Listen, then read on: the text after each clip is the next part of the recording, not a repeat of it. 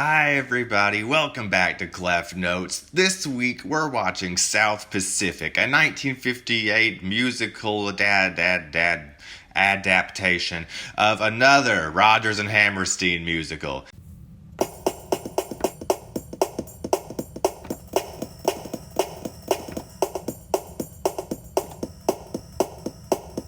Okay, everybody, so South Pacific, as I said, this was released in 1958. This movie starred Mitzi Gaynor, Rosanna Brazzi, I don't know, Ray Walston, John Kerr, Juanita Hall, France Nguyen, directed by Joshua Logan.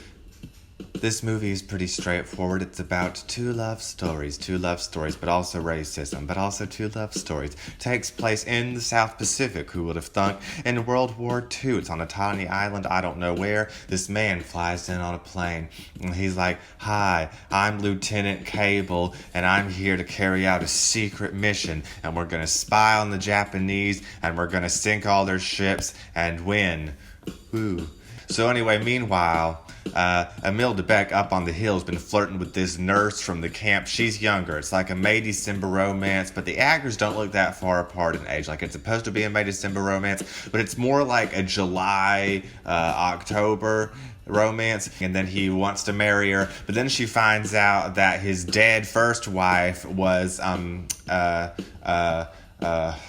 this nurse doesn't respond to this with total welcomeness and openness of her heart. Another soldier has lured John Cable on his free time off to this island called Bali High, where many of the natives live, and apparently all of the French planters who live on the one big island sent all their daughters and wives when they heard that American soldiers were coming. And so they go over there, and this venture capitalist named Bloody Mary, who has been keeping an eye on John Cable, introduces him to her daughter. They have a whirlwind romance too, he's passionate and stuff. And then Bloody Mary's like, your children are going to be beautiful. And that freaks him out because he's from Pennsylvania. The city of Philadelphia may be one of brotherly love, but apparently all those brothers are white people. So, Alright, so long story short, because there's all this racism and dissent, Cable and Emile DeBeck, who has been left by the nurse, they get depressed. They go to the island to stake it out, and they spy on the Japanese.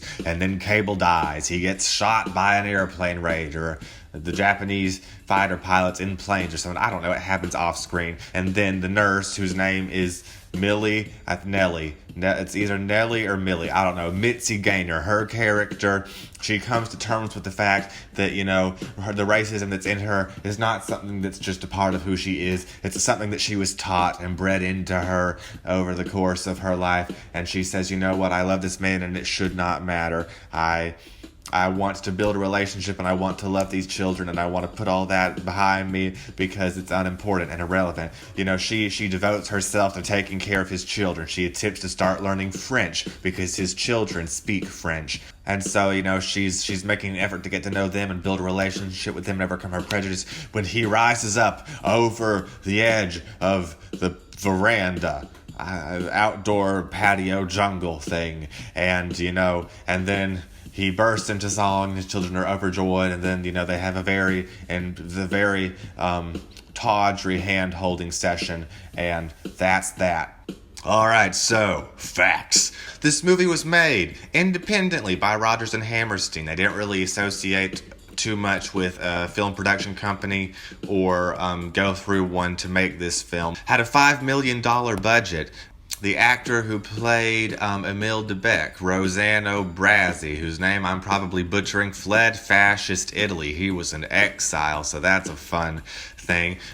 They shot on location 50 days in Hawaii. When they filmed this movie, Hawaii was not a state yet. It was just a territory, like Puerto Rico, or the Philippines, or another island that America has a weird relationship with. Oh, this is a good one. There's a character in the movie called Stu Potts, this big blonde guy, but the actor playing him doesn't do his own singing. He's dubbed. And the guy that dubbed him was the one who was the original voice of Tony Tiger. They're great. I'll talk to you guys next week, assuming there are any people watching.